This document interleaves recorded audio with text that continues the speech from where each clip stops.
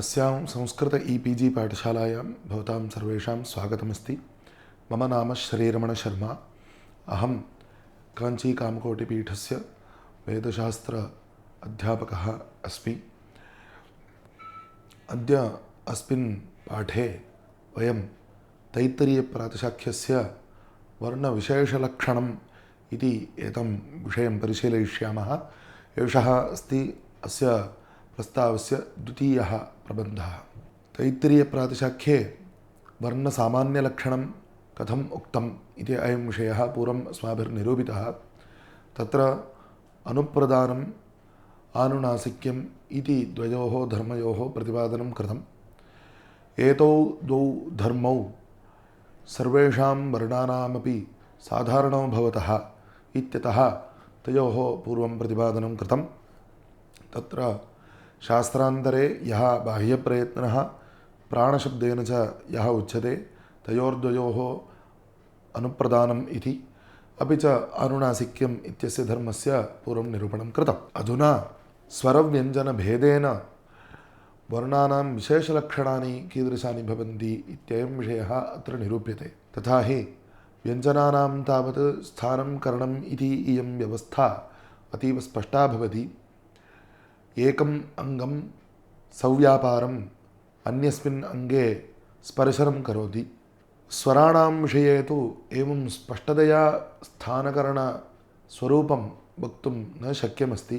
यद्यपि स्वरेष्वपि स्थानकरणव्यपदेशः वर्तते, तथापि तेषां स्वरूपनिरूपणं विलक्षणतया कर्तव्यम् अस्ति। स च विषयः अस्मिन् पाठे प्रतिपादयिष्यते। तदुपरि कालविषयः, तन्नाम मात्रानिर्णयः इत्यादिविषयोपि अस्मिन् द्वितीये पाठे प्रतिपादयिष्यते। तैत्तिरीयप्रातिशाख्यकारः द्वितीये अध्याये वर्णानां विशेषलक्षणानि उक्तवान् अस्ति। तत्र यद्यपि प्रथमं स्वराणां निरूपणं कृतं, तथापि बोधसौकर्यार्थम् अस्माभिः इदानीं व्यञ्जनानां स्वरूपनिरूपणं प्रथमतया क्रियते। तत्र स्थानकरणयोः लक्षणम् एवम् उक्तमस्ति यत् यत्र स्पर्शयति तत् स्थानं, येन स्पर्शयति तत् करणम् इति। यथा उदाहरणार्थं त इति तकारस्य उच्चारणवेलायां जिह्वायाः अग्रभागेन स्पर्शनं क्रियते, तच्च दन्तेषु स्पर्शनं क्रियते इति इदं सर्वेषाम् अस्माकं स्पष्टतया प्रत्यक्षतया ज्ञायते एव। तद्वत् प्रतिवर्णं प्रतिव्यञ्जनवर्णं कस्य कस्य अङ्गस्य कस्मिन् कस्मिन् अङ्गे स्पर्शनं भवति इति अयं विषयः इदानीं वक्ष्यते। तत् प्रस्तावमुखेन किञ्चिदुच्यते। तस्य प्रातिश्रुत्कानि भवन्ति उरः कण्ठः शिरो नासिके मुखम् इति संक्षेपेण येषाम् अङ्गानां वर्णोत्पादने व्यापारो वर्तते तेषाम् अङ्गानाम् उद्देशः कृतः। परन्तु तत्र विशेषतया यानि अङ्गानि वक्ष्यन्ते तानि चित्ररूपेण प्रदर्शितानि। पूर्वम् आनुनासिक्यस्य प्रतिपादनसमये अस्माभिः आस्यबिलं नासिकाबिलम् इति द्वयं वर्तते। तत्र च आस्यबिलनासिकाबिलयोर्मध्ये यत् सन्धानमस्ति तस्य नासिकास्थानम् इति व्यपदेशः इत्यादिकमुक्तं। तत्र आस्यबिलस्य अधोभागे तावत् अधरोष्ठः जिह्वा इति अङ्गद्वयं वर्तते इति एतत्तु स्पष्टमेव अस्ति। आस्यबिलस्य उपरि भागे च उत्तरोष्ठः उत्तरदन्ताः अपि च आस्यस्य उपरि चर्मभित्तिः इति एते भागाः सन्ति इत्यपि सर्वेषाम् अस्माकं स्पष्टमेव वर्तते। तत्र आस्यबिलस्य उपरि भागे यः भागः चर्मभागः वर्तते तस्य सर्वपश्चात्तमः अवयवः अत्र प्रातिशाख्ये हनूमूलम् इति शब्देन उच्यते। वस्तुतः अत्र हनूमूलं नाम बहिरेव भवति, परन्तु पूर्वं यथा कण्ठस्य विषये उक्तं तथा अत्रापि हनूमूलमिति शब्देन अस्य अन्तः यः चर्मभित्तेः भागः जिह्वायाः उपरि आस्यबिलस्य उपरि यः वर्तते स एव विवक्षितः। अतश्च तस्य इह प्रातिशाख्ये हनूमूलम् इति व्यपदेशः। आधुनिकाः एतस्य स्निग्धतालु इति व्यपदेशं कुर्वन्ति। कुतः स्निग्धतालु इत्युच्यते इति चेत् तत्र अङ्गुल्यग्रस्य प्रयोगेण अस्माभिः ज्ञातुं शक्यते यत् सः भागः मृदुः भवति इति। ततः पुरस्तात् यः कठिनः अस्थियुक्तः भागः अस्ति सः तालु इति शब्देन उच्यते। ओष्ठौ द्वौ बहिर्वर्तमानौ प्रसिद्धौ एव, दन्ताश्च प्रसिद्धाः, तत्र उत्तरदन्तानामेव वर्णोच्चारणे उपयोगः क्रियते। दन्तेभ्यः प्रत्यक् तालुनः पुरस्तात्, जिह्वायाः दन्तेभ्यः पृष्ठतः किञ्चित् उपरिभागेन यदि स्पर्शनं क्रियते तत्र यः अवयवः वर्तते तस्य बर्स्वाः इति संज्ञा अत्र प्रातिशाख्ये प्रयुक्ता, वेदेपि सः शब्दः वर्तते। अन्येषु प्रातिशाख्येष्वपि तस्य शब्दस्य प्रयोगः दृश्यते, यद्यपि तथा लोके अयं शब्दः न प्रसिद्धः। एतानि अङ्गानि अथवा एते अवयवाः ये सन्ति एतेषां प्रत्येकं वर्णेपि व्यापारः इतः परं वक्ष्यते। तथा हि प्रथमतया कवर्गस्य निरूपणम् एवं क्रियते। जिह्वामूलेन हनूमूले कवर्गे स्पर्शयति इति सूत्रं भवति। जिह्वायाः पृष्ठभागः मूलम् इति अत्र उच्यते। तेन उपरि यः भागः तस्मादुपरि वर्तते तस्मिन् हनूमूलभागे स्पर्शनं क्रियते, कवर्गे कर्तव्ये।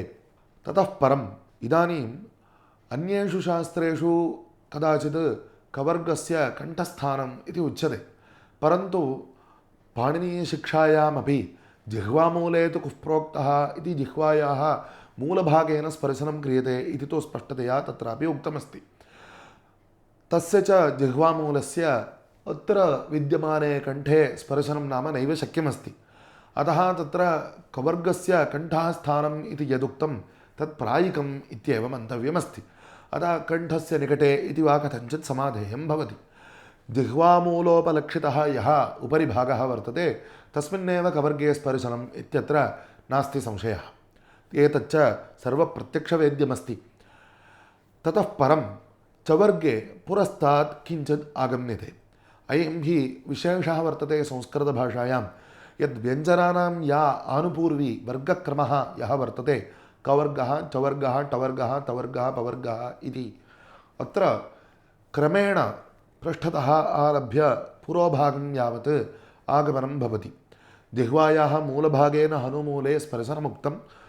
इदानीं जिह्वायाः मध्यभागेन तालुनि स्पर्शनं भवति। तालुनि जिह्वामध्येन चवर्गे इति सूत्रं भवति। तस्य च जिह्वामध्यभागः यः स्थूलः वर्तते तस्य भागस्य उपरि तालुनि स्पर्शनं भवति चवर्गे।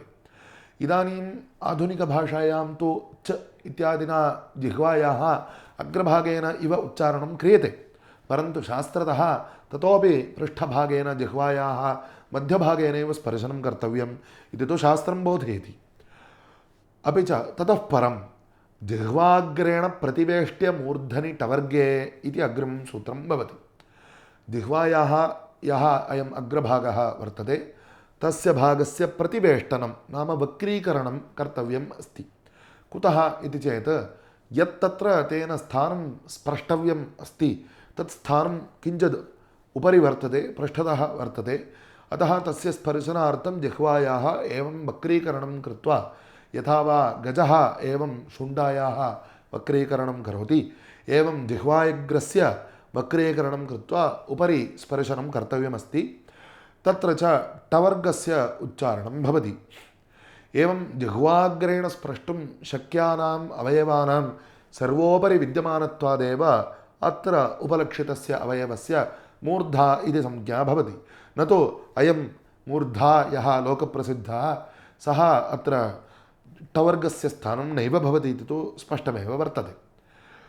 ततः परं जिह्वायाः तेनैव अग्रभागेण, परन्तु ऋजुभूतेन अग्रभागेण उत्तरदन्तेषु अथवा उत्तरदन्तेभ्यः किञ्चित् प्रत्यक् उत्तरदन्तमूलेषु स्पर्शनं क्रियते तवर्गे इति। जिह्वाग्रेण दन्तमूलेषु तवर्गे स्पर्शनम् इति। अतः एतावत्पर्यन्तं यानि अङ्गानि उक्तानि तत्र अधो विद्यमानः अवयवः तन्नाम जिह्वायाः मूलं, मध्यम् अथवा प्रतिवेष्टितं जिह्वाग्रम् अथवा ऋजुभूतं जिह्वाग्रम् इति यानि एतानि अङ्गानि वर्तन्ते अथवा जिह्वायाः ये अवयवाः वर्तन्ते ते अवयवाः एतेषु पूर्वोक्तेषु वर्णेषु करणरूपेण कार्यं कुर्वन्ति। यतः येन स्पर्शयति इति साधननिर्देशः क्रियते। तत्रैव उपरिभागे विद्यमानाः ये अवयवाः यथा हनूमूलं, तालु, मूर्धा, उत्तरदन्ताः इति एते अवयवाः तावत् स्वस्थाने एव तिष्ठन्ति। एतेषां यः कोऽपि चलनं व्यापारः न भवति। अतः अधोभागे विद्यमानेन अङ्गेन अथवा अवयवेन उपरिभागे विद्यमानस्य अङ्गस्य अथवा अवयवस्य स्पर्शनं क्रियते इत्यतः यत्र स्पर्शयति, यस्मिन् निश्चले स्थाने करणेन स्पर्शयति तत् स्थानम् इति एतद् लक्षणं तु उपरिभागे विद्यमानेषु अवयवेषु सम्यक् सम्बध्यते एव। अतः परं पञ्चमस्य वर्गस्य प्रतिपादनं भवति ओष्ठाभ्यां पवर्गे इति। इदानीं पवर्गः फ इत्यादिरूपः यः वर्तते तत्र ओष्ठाभ्यां स्पर्शनं क्रियते इति केवलं तृतीयान्तनिर्देशः वर्तते। परन्तु ओष्ठाभ्याम् इति क्रियमाणे ओष्ठाभ्यां कुत्र स्पर्शनं क्रियते इति तु सूत्रकारेण नोक्तं, वक्तव्यमपि नास्ति। सम्प्रदाये स्पष्टतया ओष्ठाभ्यां परस्परस्मिन् स्पर्शः क्रियते इति वर्तते एव। अतः ओष्ठाभ्याम् इति यः एषः निर्देशः वर्तते अत्र उभयोरपि ओष्ठयोः व्यापारः वर्तते इति एतद् द्योत्यते। कस्मिन् स्पर्शनं क्रियते इति तु उभयोरपि ओष्ठयोः स्पर्शनं क्रियते इत्येव। अतः अत्र केवलम् अधरोष्ठस्य करणत्वम् उत्तरोष्ठस्य स्थानत्वम् इत्येवं वक्तुं नैव शक्यते। उभयोरपि ओष्ठयोः अत्र स्थानत्वं करणत्वं च अवश्यं वर्तते। एवं क्रमेण सर्वेषां स्पर्शवर्गाणां निरूपणं कृतं भवति। एतत् प्रसङ्गेन ऊष्मवर्णानामपि निरूपणं करिष्यामः। यद्यपि सम्प्रदायक्रमेण अन्तस्थवर्णाः आगताः तथापि बोधसौकर्यार्थम् ऊष्मवर्णान् वदिष्यामः। तत्र सूत्रकारः वदति स्पर्शस्थानेषु ऊष्माणः आनुपूर्व्येण करणमध्यं तु विवृतम् इति। पश्यन्तु, एतावत्पर्यन्तम् अनेन अवयवेन अत्र स्पर्शनं क्रियते इत्येव उक्तं। तत्र अविशेषात् तेन अवयवेन सम्पूर्णेन इत्यर्थः ज्ञायते। कुतः एवमुच्यते इति चेत् इदानीं पश्यन्तु, ऊष्मवर्णेषु करणमध्यं तु विवृतम् इत्युच्यते। करणं यद्वर्तते तस्य मध्यभागः तत्र विवृतो भवति, स्पर्शनं न करोति इत्ययम् अर्थः प्रतीयते।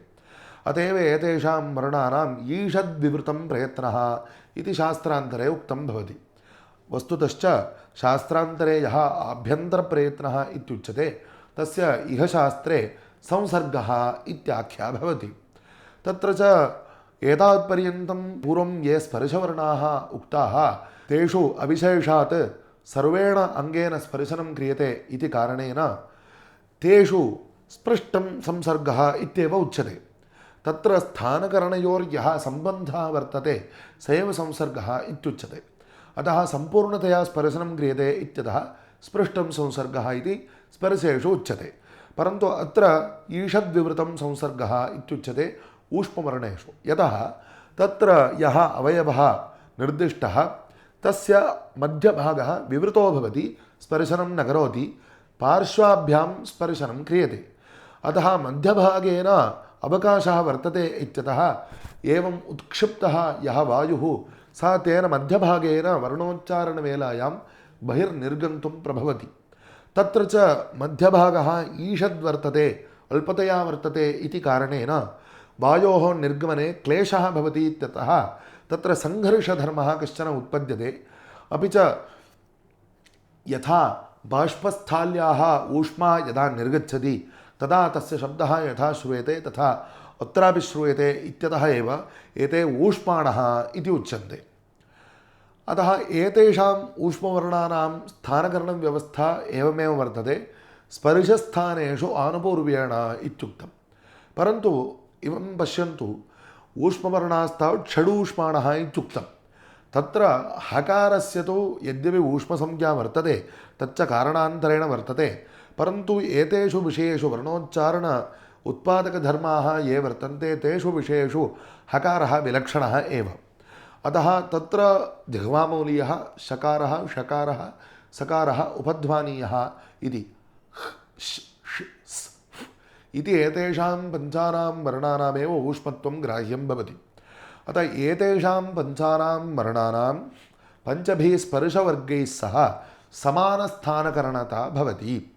यथा तत्र कवर्गे उक्तं हनुमूले जिह्वामूलेन स्पर्शनं क्रियते इति, एवमेव जिह्वामूलीयेपि जिह्वामूलेन हनुमूले स्पर्शनं क्रियते।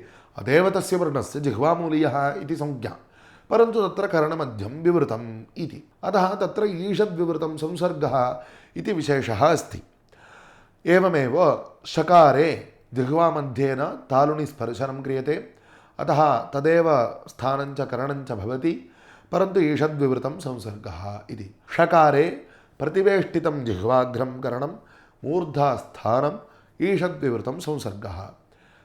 सकारे ऋजुभूतं जिह्वाग्रं करणम्, उत्तरदन्ताः स्थानम् ईषद्विवृतं संसर्गः।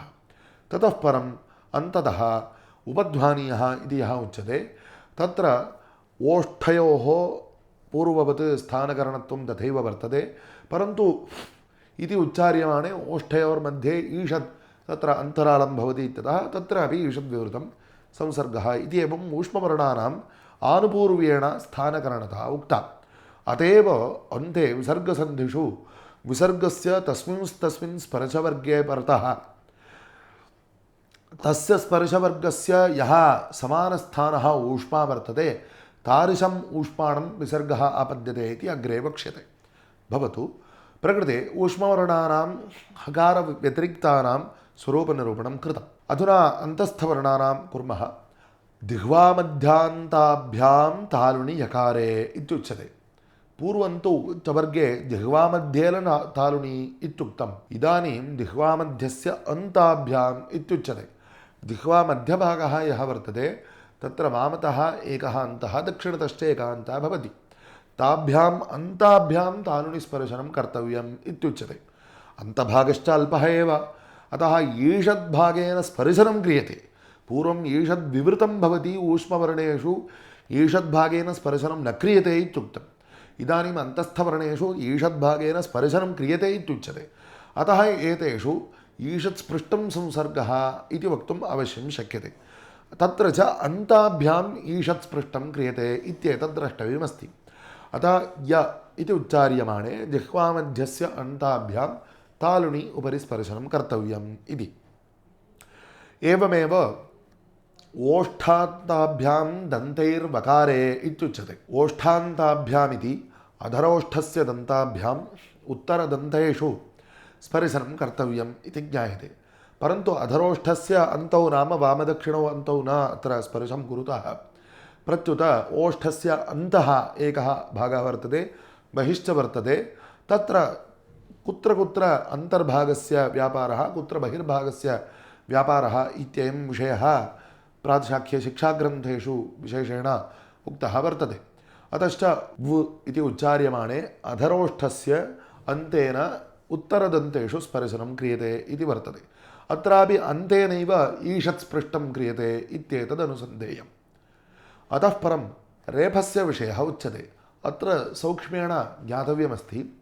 सूत्रे तावत् रेफे जिह्वाग्रमध्येन प्रत्यग्दन्तमूलेभ्यः इत्युक्तम्। अत्र त्रिचतुराः विषयाः विशेषेण अवधेयाः भवन्ति। प्रथमतः अस्य स्थानम् अवधेयं भवति। शास्त्रान्तरे तावत् ऋटुरुषाणां मूर्धा इति यदेव टवर्गस्य षकारस्य च स्थानं मूर्धा इत्युक्तं, तदेव रेफस्यापि स्थानम् इत्युच्यते। परन्तु रेफस्य यद् लोकवेदसम्प्रदायप्रसिद्धम् उच्चारणं वर्तते, अत्र टवर्गे इव जिह्वाग्रेण प्रतिवेष्ट्य स्पर्शनं तु न क्रियते। अतः अत्र टवर्गे षकारे च यथा जिह्वाग्रेण प्रतिवेष्ट्य स्पर्शनं मूर्धनि क्रियते, तथा रेफस्य नास्ति इति ज्ञायते। अत्रापि सूत्रकारेण तत्र जिह्वाग्रस्य प्रतिवेष्टनमपि नोक्तं, मूर्धस्थानत्वमपि नोक्तं, न वा अन्येषु प्रातिशाख्येषु। वस्तुतः अन्येषु ऋग्वेदीयप्रातिशाख्ये या वाजसनेयप्रातिशाख्ये सामवेदीय ऋक्तन्तप्रातिशाख्ये च रेफस्य दन्तस्थानत्वम् अथवा दन्तमूलस्थानत्वम् इत्येव व्यपदेशः वर्तते। यद्यपि तथापि दन्तेषु उच्चारणं रेफस्य नातीव प्रसिद्धम्, अतः वस्तुतः दन्तस्य मूर्धनश्च मध्ये यः पूर्वोक्तः बर्स्वसंज्ञकः अवयवः अस्ति तेषु बर्स्वेष्वेव रेफे जिह्वाग्रेण स्पर्शनं क्रियते इति तु सम्प्रदायानुगुणमपि भवति। अतः तत्र प्रातिशाख्यवचनमपि तत्र अनुगुणं भवति इत्यतः यानि अन्यादृशानि शिक्षावाक्यानि वर्तन्ते तेषाम् एवं परत्वं वक्तव्यं भवति। यथा कवर्गस्य कण्ठस्थानत्वे यथा सादृश्याद्वा सामीप्याद्वा इति वक्तव्यं तद्वत् अत्रापि उपपादनीयं वर्तते। प्रकृते तु तैत्तिरीयप्रातिशाख्ये स्पष्टतया प्रत्यग्दन्तमूलेभ्यः इत्युक्तं। दन्तमूलानि यानि उपरि वर्तन्ते तेभ्यः प्रत्यग्विद्यमाने बर्स्वसंज्ञके अवयवे जिह्वाग्रस्य मध्येन स्पर्शनं क्रियते इत्युच्यते। अतः एतस्य वर्णस्य स्थानं तावद् बर्स्वाः इत्ययं विषयः सम्यक् अवधेयः अस्ति। तत्र करणस्य निर्देशः द्वितीयतया अवगन्तव्यः अस्ति, जिह्वाग्रस्य मध्येन इति। पूर्वोक्तरीत्या अत्रापि ईषत् स्पृष्टमेव संसर्गः, जिह्वाग्रस्य सम्पूर्णस्य अत्र विनियोगः न क्रियते। प्रत्युत जिह्वाग्रस्य मध्यभागः यः सूक्ष्मः वर्तते तेन सूक्ष्मेण मध्यभागेनैव तत्र स्पर्शनं कर्तव्यम् इति ज्ञायते। अयं द्वितीयः विषयः। तृतीयः विषयः अस्ति रेफः इति अत्र निर्दिश्यते। अत्र अग्रे लकारस्य उच्चारणेपि दन्तमूलेषु च लकारे जिह्वाग्रमध्येन स्पर्शनं क्रियते इति। अत्रापि जिह्वाग्रस्य मध्येन ल इति स्पर्शनं क्रियते इति तु प्रत्यक्षमेव वर्तते। ईषदेव स्पर्शनं वर्तते इत्यतः अत्रापि ईषत् स्पृष्टमेव संसर्गः, परन्तु मध्ये ईषत् स्पृष्टं क्रियते। अथ च ल इति यथा तद्वद् ळ् इति अयं वर्णः अपि अस्यां तैत्तिरीयशाखायाम् आरण्यकादिषु वर्तते इत्यतः तस्यापि प्रसङ्गवशात् लक्षणं यद्यपि प्रातिशाख्येनोक्तं तथापि शिक्षासु उच्यते इत्यतः उच्यते। एवमेव यथा ल इत्यत्र जिह्वाग्रमध्यस्य करणत्वं तथा प्रतिवेष्टितजिह्वाग्रमध्यस्य करणत्वम् आदाय ळ् इति यथा टवर्गे मूर्धनि स्पर्शनं क्रियते एवं ळकारेपि स्पर्शनं क्रियते इति। एतावता अन्तस्थवर्णानां स्वरूपनिरूपणं कृतम्। ऊष्मवर्णानां तु पूर्वमेव कृतम्। अतः परं हकारस्य विसर्गस्य अनुस्वारस्य इत्येवं निरूपणं कर्तव्यं वर्तते। तत्र इदं सूत्रं भवति कण्ठस्थानौ हकारविसर्जनीयौ इति। इदम् अत्र किञ्चित् चिन्तनीयं। कण्ठस्य तावत् सर्वेषु वर्णेषु व्यापारः वर्तते एव। किमर्थं कण्ठस्थानौ हकारविसर्जनीयौ इति विशेषेण उच्यते इति। अत्र इदं कारणं भवति यत् हकारविसर्गयोः कण्ठं विहाय अन्यत्र कुत्रापि व्यापारो न विद्यते इति।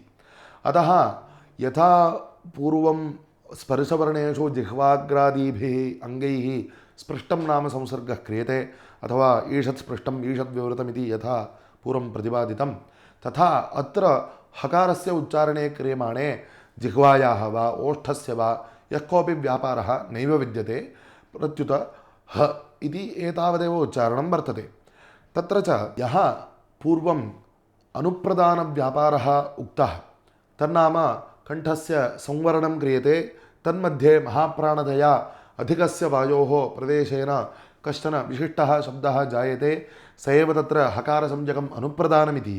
वस्तुतः तद् हकारसंज्ञकम् अनुप्रदानञ्च हकारश्च एके एव। अनुप्रदानस्यैव निर्विशेषणस्य यत्र वर्णात्मना प्रयोगः क्रियते अत्र एतादृशं स्थलम् अस्ति।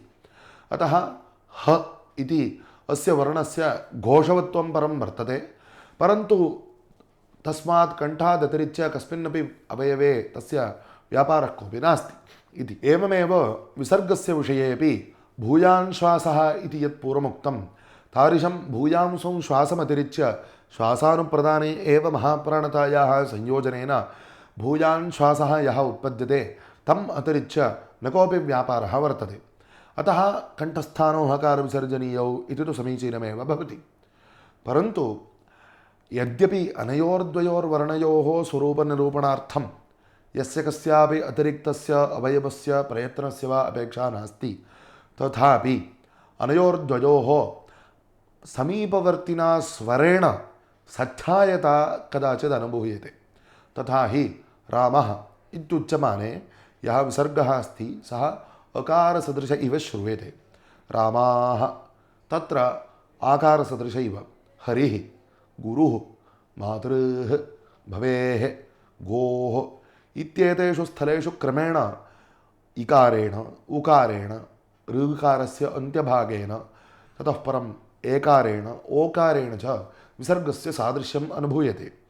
अतः एवमुच्यते एवं हकारस्य विषयेपि भवितुमर्हति। यद्यपि तथा स्पष्टतया नानुभूयते तथापि पार्श्ववर्तिस्वरसान्निध्यात् तस्य स्वरस्य उच्चारणाय यः प्रयत्नः वर्तते तादृशः प्रयत्नः हकारे विसर्गे च सच्छायतया श्रूयते इव इति कृत्वा तत्र एवमुच्यते उदयस्वरादिसंस्थानो हकार एकेषाम् इति।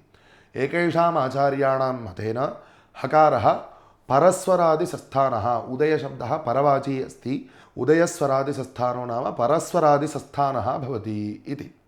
एवं पूर्वान्तसंस्थानो विसर्जनीयः इति। विसर्गस्य पूर्वेण स्वरेण सादृश्यं भवति इति एकेषाम् आचार्याणां मतम् इति। वस्तुतः तत् श्रूयते इति तु सम्प्रदाये अस्ति, परन्तु तद् अवश्यं श्रोतव्यम् इति तु निर्बन्धो नास्ति।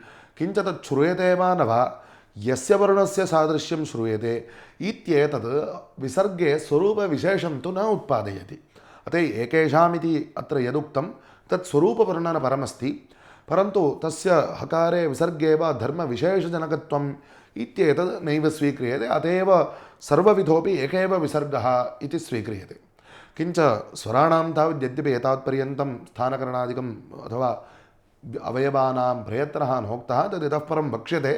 ते प्रयत्नाः तत्समीपवर्तिनि हकारे विसर्गे च श्रूयन्ते इति एतद् अनुसन्धेयं भवति। एवमेव अनुस्वारेपि तत्र एकेषाम् अनुस्वारस्वरभक्त्योश्च इति सूत्रेण हन्वोः उपसंहारः कर्तव्यः इत्युच्यते। अनुस्वारस्य शुद्धं स्वरूपम् अस्माभिः सम्यक् अनुसन्धेयं वर्तते इति। एवम् अनुस्वारस्य शुद्धं स्वरूपमस्ति। प्रायेण बहवः इति यथा मकारस्य तथा अनुस्वारस्य उच्चारणं कुर्वन्ति। अन्ये च बहवः इति संस्कृतम् इति वक्तव्ये संस्कृतम् इति कदाचित् उच्चारणं क्रियते। अन्यैः संस्कृतम् इति उच्चारणं क्रियते। परन्तु मकारः नकारः इति अन्यौ एतौ वर्णौ, अनुस्वारश्च अन्यो वर्णः। अतः अनुस्वारस्य प्रातिस्विकं किञ्चित् स्वरूपम् अवश्यं भवति। तत्र च मकारे ओष्ठाभ्यां पवर्गे इत्युक्तत्वात् ओष्ठयोर्व्यापारो भवति। नकारे च दन्तेषु जिह्वाग्रस्य भवति। अनुस्वारस्य तु एतादृशो व्यापारो नास्ति।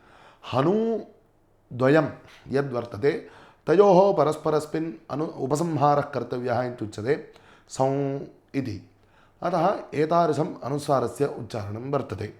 अत्रापि जिह्वादीनाम् अङ्गानां यः कोऽपि व्यापारो नास्ति इत्यतः पूर्वं हकारविसर्गयोरपि जिह्वादीनां व्यापारो नास्ति इत्यतः यथा अग्रे स्वरेषु वर्णेषु तत्र यस्य कस्यापि अङ्गस्य प्रतिरोधः नास्ति, तन्नाम वायुसञ्चारस्य प्रतिरोधः नास्ति, तद्वत् अत्रापि वर्तते इति कारणेन विवृतं नाम संसर्गः इति वक्तव्यं भवति। विवृतं नाम तत्र वायोः सञ्चारमार्गः विवृत एव वर्तते, येन केनापि अवयवेन तत्र उपरोधो न क्रियते इति। एतावन्तः वर्णाः उक्ताः। अतः परं नासिक्याः अथवा यमाः इति अन्ये वर्णाः सन्ति, ते उच्यन्ते। स्पर्शादनुत्तमादुत्तमपरादानुपूर्व्यान् नासिक्याः इति सूत्रं भवति। यथा प्रयत्नः इति उच्चारणे क्रियमाणे, रुक्मः इति उच्चारणे क्रियमाणे अननुनासिकस्य वर्णस्य स्पर्शवर्णस्य अनुनासिकेन स्पर्शवर्णेन सह यदा समभिव्याहारो भवति तादृशस्थले तयोर्द्वयोर्मध्ये किं भवति इति किञ्चित् चिन्त्यते। दृश्यताम् अनुनासिको यो वर्णः तत्र तावत् नासिकास्थानं निरुद्धं भवति इति पूर्वमेव उक्तं। यश्च अनुनासिको वर्णः तत्र तद्विवृतं भवति इत्यपि उक्तं। तयोर्मध्ये किं जायते, अवश्यं काचन अन्तरालावस्था भवति यत्र तद् नासिकास्थानम् अर्धविवृतं भवति अथवा संवृतम् इति वक्तुं शक्यते। एतादृशी अर्धविवृतता या वर्तते सा अर्धानुनासिकता अस्य नासिक्यवर्णस्य अथवा यमवर्णस्य विशेषो भवति। तत्र पूर्वस्य स्पर्शवर्गस्य कदाचित् सादृश्यं भवति। तत्र नासिक्या नासिकास्थानाः इत्युच्यते। मुखनासिक्या वा इति अपरः पक्षः उच्यते। वर्गवच्चैषु यस्य वर्गस्य उच्चारणात् परं नासिक्यस्य उच्चारणं भवति तस्य वर्गस्य तत्र सादृश्यं भवति तस्य वर्गस्य स्थानकरणप्रयत्नः तत्रापि अनुसन्धेयो भवति परन्तु तत्र अर्धानुनासिकत्वम् इति विशेषः इति अतः परं स्वरभक्तिः इत्यपि कश्चन वर्णः उच्यते इदानीम् ऋकारस्य स्वरूपम् एतत् प्रसङ्गेन वक्तव्यमस्ति ऋकारस्य स्वरूपं हि श्लिष्टं पादचतुष्टयं पादेषु तेषु विज्ञेयौ आदौ अन्ते स्वरात्मकौ अणुरेफस्य मध्ये द्वौ विज्ञेयौ व्यञ्जनात्मकौ इति शिक्षावाक्यं भवति ऋ इति एकमात्रे अस्मिन् ऋकारे आदौ अन्ते च स्वरांशः कश्चन वर्तते एतच्च अनुभूयते विशेषेण दीर्घे उच्चार्यमाणे ऋ पितॄणाम् इत्यादौ इति अयम् उच्चारणविशेषः अस्माभिरनुभूयते तस्य उच्चारणविशेषस्य मात्रापादं यावत् श्रवणं भवति ऋकारस्य आदौ अन्ते च मध्ये रेफस्य अर्धमात्रा श्रवणं भवति इदं ऋकारस्य स्वरूपम् एवमेव अलकारस्य स्वरूपं वर्तते मध्ये तु रेफस्य स्थाने लकारो भवति इति अतः अत्र यद्वर्तते अस्य स्वरूपं ऋकारस्य लकारस्य च अत्र पूर्वार्धम् उत्तरार्धमिति अर्धद्वयं प्रकल्प्य तस्य उच्चारणं कर्तव्यम् इत्युच्यते शिक्षाग्रन्थेषु अयं विस्तरो वर्तते सूत्रकारेण तावत् एतावन्मात्रम् उच्यते रेफोष्पसंयोगे रेफस्वरभक्तिः इति रेफोष्पसंयोगे सति रेफात् परम् ऊष्मवर्णे सति यथा दर्शः इति तत्र दर्शः इति यथा अन्यत्र उच्चारणं तथा न क्रियते प्रत्युत तस्माद् रेफात् परम् ईषदिव मध्ये यथा ऋकारे स्वरवर्णः श्रूयते एवं दर्शः इति उच्चारणं कर्तव्यम् इति एवं बर्हिः इति उच्चारणं कर्तव्यम् इति उच्यते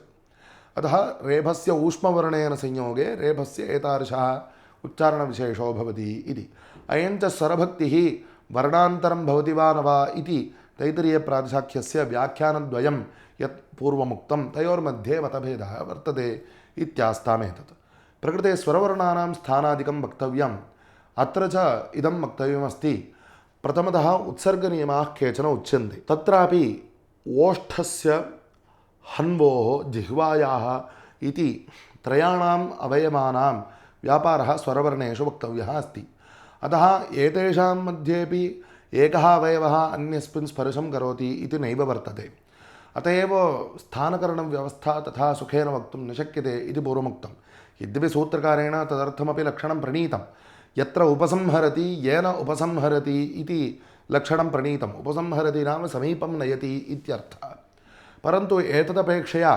जिह्वायाः ओष्ठयोः हन्वोः इति एवम् अङ्गत्रयस्य व्यापाराः कथं भवन्ति इति अनुसन्धानं कुर्मश्चेत् स्पष्टतरकल्पना लभ्यते तत्र सामान्यनियमः उच्यते अनादेशे प्रण्यस्ता जिह्वा इति यदा कश्चन व्यापारविशेषो नोच्यते तदा जिह्वा प्रसारिता प्रण्यस्ता इति शब्दप्रयोगः क्रियते एवम् अकारवदोष्ठौ इति अकारे यथा इति उच्चार्यमाणे ओष्ठौ प्रायेण समीपवर्तिनौ भवतः न तु अतीव समीपवर्तिनौ मध्यमरूपेण भवतः तद्वद् ओष्ठौ भवतः एवमेव स्वरस्याद् हनु अपि तथैव भवतः इति अयं सामान्यनियमः अतः परं विशेषः वक्तव्यः अस्ति पश्यन्तु अयं सामान्यनियमः यः वर्तते अयं च अकारस्य स्वरूपम् एतादृशमेव वर्तते अ इत्युच्यमाने जिह्वायाः कोऽपि व्यापारो नास्ति ओष्ठहनु एवं परस्परं सामीप्येन ध्रियते इति तदर्थं सूत्रमुक्तम्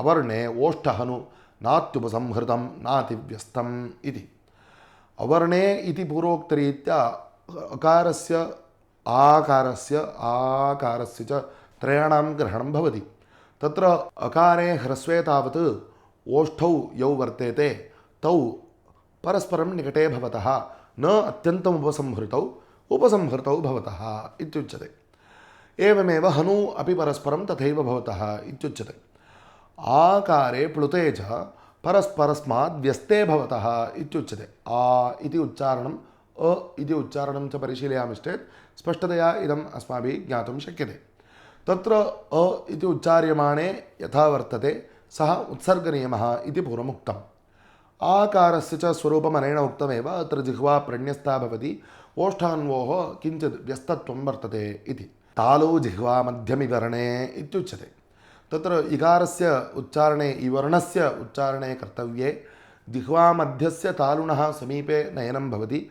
अत एव शास्त्रान्तरेषु तालु अस्य स्थानम् इत्युच्यते। अतः तादृशः प्रयत्नः इवर्णे क्रियते इति।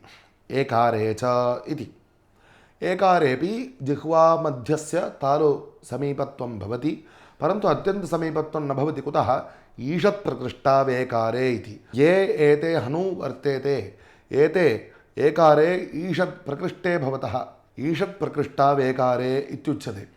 यौ ओष्ठौ भवतः एतौ ओष्ठौ एकारे ए इति ईषदिव एवं तिर्यग्भावेन प्रसारितौ भवतः। ततः परं हन्वोरपि तस्मात् व्यस्तत्वं वर्तते। इदम् एकारस्य स्वरूपम्। इवर्णे तावत् एकारस्य यथा तालुनः सामीप्येन जिह्वामध्यं वर्तते तथा इवर्णे अस्ति, परन्तु तत्र हन्वाः व्यस्तत्वं नास्ति, नैकट्यं वर्तते। एकारे तु व्यस्तत्वमस्ति इति विशेषः। अतः परम् ओष्ठोपसंहार उवर्णे इत्युच्यते। उ इत्युच्चार्यमाणे ओष्ठयोः परस्परं नैकट्यं भवति। ओकारे च इति। ओकारेपि तथैव भवति, परन्तु तत्रापि पूर्ववत् हन्वाः व्यस्तत्वं वर्तते इति। अतः परं ऋकारादीनां योऽयं स्वरांशः पूर्वमुक्तः तस्य प्रयत्नः उच्यते। उपसंहृततरे च जिह्वाग्रं ऋकारर्कारल्कारेषु भर्स्वेषु उपसंहरति इति। हन्वोः उपसंहृतत्वं भवति, तत्र जिह्वाग्रस्य भर्स्वसामीप्यं भवति इति। पूर्वमुक्तं रेफस्य भर्स्वाः स्थानमिति। लकारस्यापि तन्निकटमेव स्थानं वर्तते। अतः ऋकारे ऋकारे अलकारे च यः स्वरांशो विद्यते तस्मिन् एवं जिह्वाग्रस्य भर्स्वानां निकटे अवस्थानं भवति इत्युच्यते। एतावता स्वरवर्णानां केषाञ्चन निरूपणं कृतं। द्वौ वर्णौ अवशिष्टौ स्तः ऐकारः औकारः इति।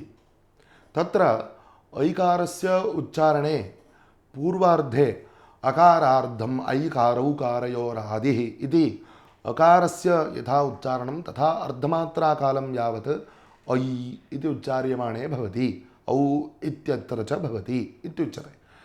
ऐकारः औकारः एतौ द्वौ द्विमात्रिकौ इति तु वयं जानीमः। अतः सार्धैकमात्रा अवशिष्टा। इकारः अध्यर्थः पूर्वस्य शेषः उकारस्तूत्तरस्य इति सूत्रं भवति। पूर्वस्मिन् तन्नाम ऐकारे इकारः अध्यर्धमात्रः शेषो भवति। अध्यर्धम् इति सार्धैकमित्यर्थः। तद्वत् उकारस्य च सार्धैकमात्राकारेण उच्चारणम् औकारे भवति इति। एवञ्च उकारस्य इकारस्य उकारस्य च पूर्वं यद् व्याख्यानं कृतं तेनैव एतौ द्वौ व्याख्यातौ भवतः इति। एतावता पूर्वोक्तानां सर्वेषामपि वर्णानां विशेषधर्माः सर्वेप्युक्ताः भवन्ति इति द्वितीयः अयं पाठः अवसितो भवति। अधुना अस्मिन् द्वितीये पाठे परिशीलितानां विषयाणां संक्षेपः प्रस्तूयते। व्यञ्जनानाम् उच्चारणे एकेन अङ्गेन अपरस्मिन् अङ्गे स्पर्शनं क्रियते इति स्पष्टतया ज्ञायते। अतः तत्र स्थानकरणव्यवस्था सम्यक्तया वक्तुं शक्यते।